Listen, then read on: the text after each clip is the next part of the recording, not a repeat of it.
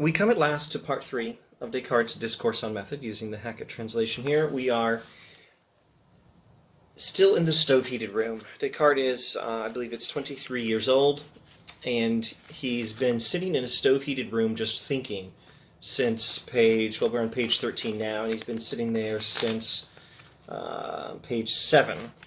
And up till now, he's been thinking about his method. The method of getting rid of as many errors as possible and replacing them with as many true beliefs as possible in an orderly fashion, building on a solid foundation. Now, it's going to be, I think, a full 9 years before he can apply that method, or in our terms, it's going to be 1, 2, 3, 4, about 5 pages. Part 4 is when he's going to apply that method and find a new foundation for knowledge. So he's been giving his rules for how to get rid of errors and find the truth. He's not going to thoroughly apply them until he can apply them to the foundation of everything and do some real philosophy with them. That's going to be part 4 of the Discourse on Method. And in part 3, he's doing something else. He's articulated his rules, now still while sitting in the stove-heated room, until he has a chance to get to the part 4 stuff. For the next 9 years of his life, as it turns out, he's going to need something else. What he needs is a set of principles to live by until he achieves knowledge. Now, what he's doing is he's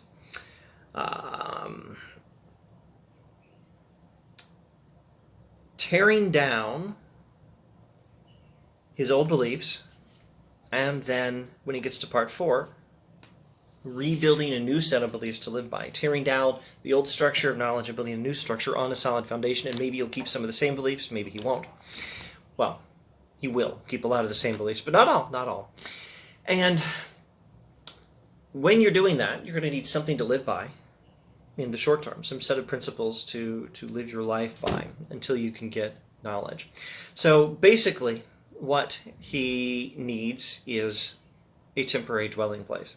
So the analogy is a building, specifically a house. So let's see what he says. He says, and finally, just as it is not enough before beginning to rebuild the house where one is living, simply to pull it down, and to make provision for materials and architects, or to train oneself in architecture, and also to have carefully drawn up the building plans for it, but it is also necessary to be provided with some place else where one can live comfortably while working on it.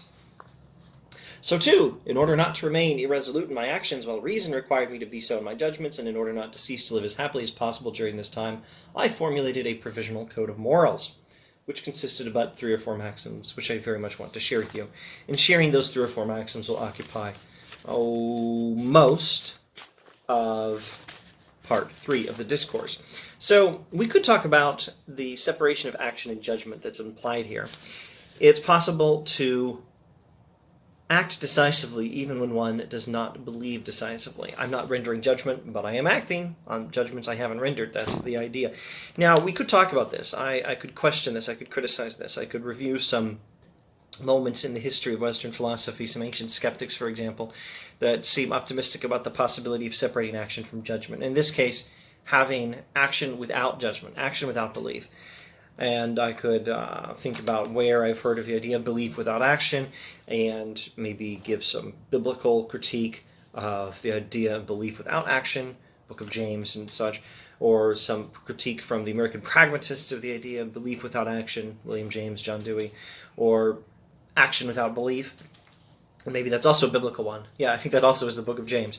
I could criticize this. I could say, no, you can't act without believing. That's not what acting really means or what believing really means. I could question this idea. I'm not gonna. I'm just saying it's interesting. He seems to think you can separate action from judgment and have action without belief, have action without judgment. I think this is something we could question. But I don't need to talk about that. Or at any rate, I don't want to talk about that. I feel like talking about the epistemology. That's what I'm going to talk about. The illustration is very good.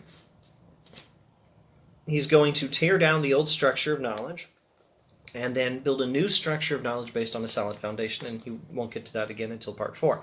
He's going to tear down the old system of beliefs he lives his life by and build a new system of beliefs. And maybe it'll have the same beliefs, but it's going to be a better system because it's built in a more orderly fashion on a solid foundation.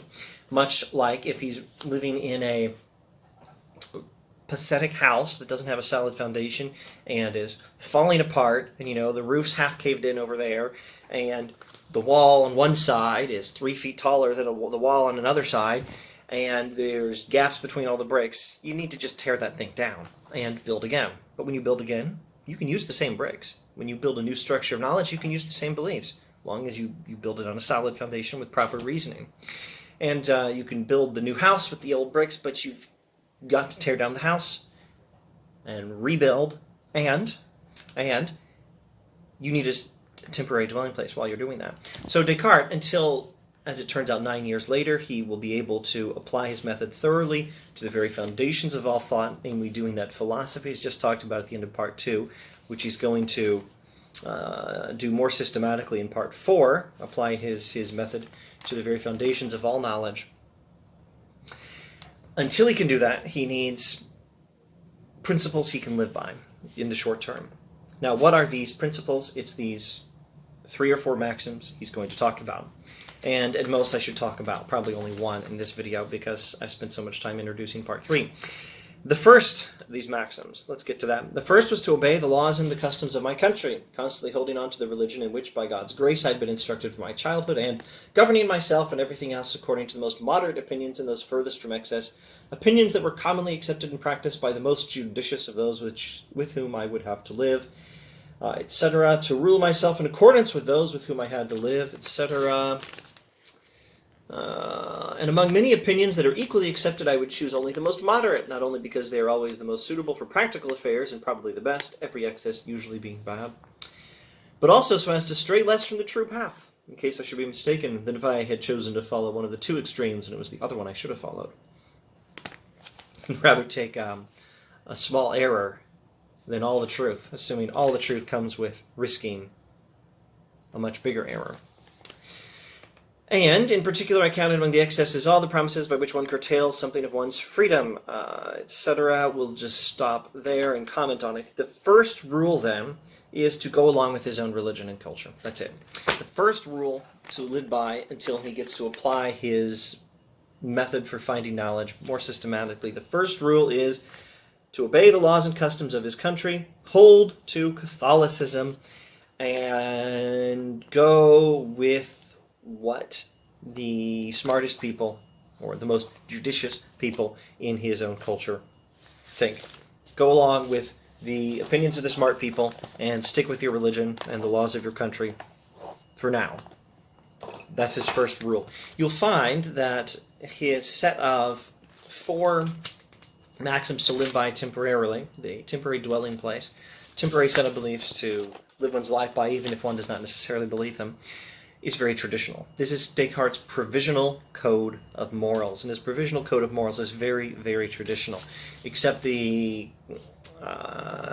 what the smart people say, go along with the laws of my country, stick with the old religion, and it's going to be very traditional in other respects as well, but we'll have to talk about that in the next video. Thanks for watching.